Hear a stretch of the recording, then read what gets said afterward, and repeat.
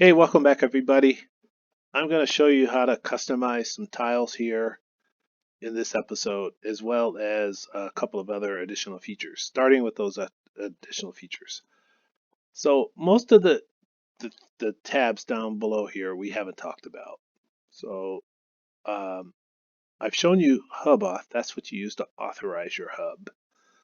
But show info also shows you all the info you have available, and I've shown you that before. Um, A really cool feature is, let's say you've got everything set up so you really like it, and I've got this panel displayed in my office, and I don't want to move off of the office. I can say hide tabs and then modify the window so that it just shows the content, and then that's a nice clean look. So I can say show tabs and it comes back. Blackout will black out the screen for when you go to bed. Click anywhere and it'll come back. And grid snap is, you turn that on, and when you go to edit, when you move tiles around with grid snap, notice they're moving in nice little discrete chunks. So that helps you line things up. So let's say operate. And then refresh will reload the hub and refresh the screen. I'm not going to do that now because that'll stop my recording. But if you ever feel like things are not looking right and just need to get refreshed, hit this button. Or you can just reload your web browser. That typically works too. All right, so now I'm going to show you the tile customizer. This is one of the most powerful features of HousePanel. So to use the tile customizer, you select edit. Instead of the green button, you click on the blue button. I'm going to I'm going to customize my digital clock tile. And I'm going to start by doing the most simple thing, which is adding a text field. And with this customizing, you can add any text field you like to change the look and feel of your tile. So I'm going to add a text field. You have to give it a unique username. I'm going to give it a name called example. And then I'll type into my customized text field. This is an example. And say add. And there it is. When I say done, it is now integrated that text into the clock tile.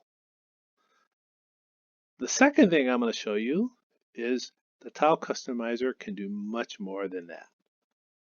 It can also edit the content to include the content of another tile. That's what this link type is for. So I'm going to click on link. And then I'm going to scroll down here and pick my office dome. Where's my office dome? It's here somewhere.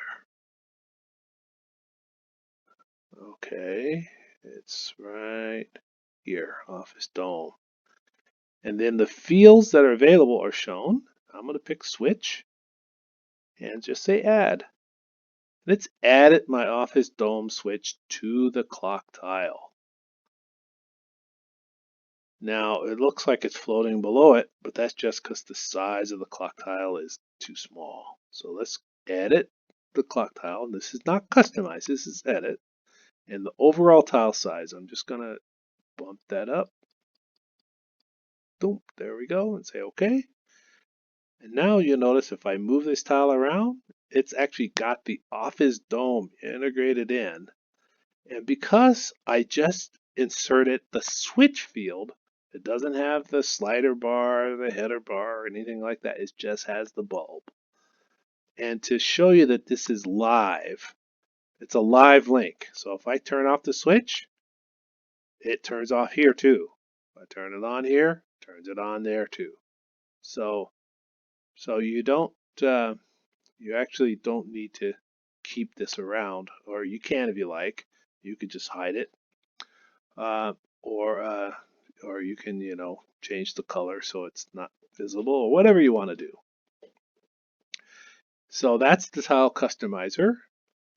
Um, some other things you can do with the tile customizer are you can modify the content of the format of fields. So notice this clock is like ticking down every second because the format of the time is set such that it's directing it to do that. So let's go to FMT time field. And the standard text is hours, minutes, seconds. So H:I:(S).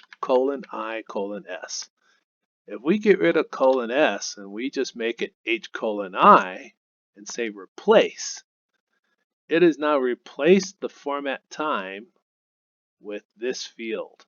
So now I say done, and there we have it. So now it's just showing the hour and the minute. I think this is a super powerful feature, and I'm so excited about it. There's so many things you can do with it. You can even change the order of customized fields. Notice this is an example is in front of the bulb. I can go into the customizer and go into this and move it up. Say, oh, hold on. There we go. No, it didn't work. All right, never mind. I will come back to that. So this is a super powerful feature, and I hope you enjoy playing with it and have a lot of fun. Thanks. See you next time.